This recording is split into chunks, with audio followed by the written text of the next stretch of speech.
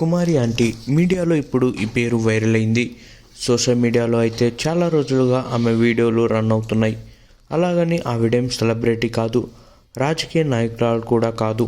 కుటుంబాన్ని పోషించుకోవడానికి food business చేసే సాధారణ మహిళ. అలాంటి కుమారి ఇక చూసుకుంటున్నట్లయితే ఫుడ్ స్టాల్ వల్ల ట్రాఫిక్ ప్రాబ్లం అవుతుందంటూ పోలీసులు జోక్యం చేసుకున్నారు. దీంతో ఆమె బిజినెస్ ఆగింది. ఇది కూడా వైరల్ అవడంతో ఏకంగా తెలంగాణ ప్రభుత్వం కలగజేసుకోవాల్సి వచ్చింది. అసలు ప్రభుత్వం జోక్యం చేసుకోవాల్సిన అవసరం ఎందుకు వచ్చింది, ఈ వివాదం వెనుక కథ ఏంటి అనే వివరాల్లోకి వెళ్తే ఇక చూసుకుంటున్నట్లయితే కోహినూర్ రోడ్లో 2011 నుంచి ఈమె ఫుడ్ స్టాల్ పెట్టుకుంది. అయితే ఈమె కొన్ని రోజుల నుంచి బాగా క్రేజ్ సంపాదించడంతో ఒక చిన్న వీడియో ద్వారా చాలా వైరల్ అయిపోయింది. దాంతో ఎంతోమంది సినిమా వాళ్ళు, పెద్ద పెద్ద కార్పొరేట్ ఉద్యోగులు కూడా ఇక్కడ భోజనం చేయడానికి వస్తున్నారు. మరికొంతమంది సినిమా ప్రమోషన్స్ కోసం కూడా వస్తున్నారు.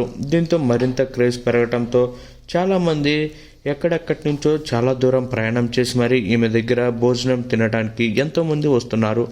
దీంతో ఇక చూసుకుంటున్నట్లయితే ట్రాఫిక్కి అంతరాయడం రావడంతో కొద్ది రోజుల క్రితం పోలీసులు వాళ్ళు ఇక ఫుడ్ స్టాల్ని తీసివేయాలని ఆలోచించారు. కానీ రేవంత్ రెడ్డి సహితం ఇక ఆమె ఫుడ్ స్టాల్కి ఇక చూసుకుంటున్నట్లయితే ఓకే చెప్పేశారు. దీంతో పోలీసులు కూడా ఇక ఆమెను ఏం చేయలేకపోయారని చెప్పుకోవచ్చు.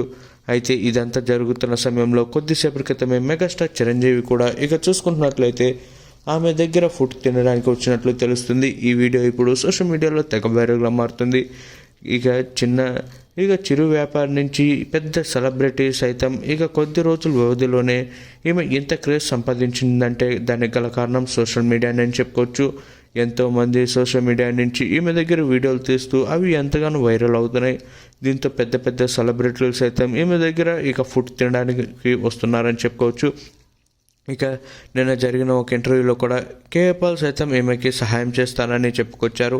ఏది ఏమైనా ఇప్పుడు మెగాస్టార్ చిరంజీవి కూడా ఈమె వద్ద ఫుడ్ టేస్ట్ చేయడానికి వచ్చాడని తెలిసి అభిమానులు కూడా తరలి వస్తున్నారు. ప్రస్తుతం ఇక్కడ చూసుకుంటున్నట్లయితే హైదరాబాద్లోని దుర్గం చెరువు వద్ద ఇక కొంచెం ముందుకు వెళ్ళగానే ఇన్ ఆర్బిట్ మాల్ ఎదురుగానే ఈమె ఫుడ్ కోర్ట్ ఉంటుందని చెప్పుకోవచ్చు.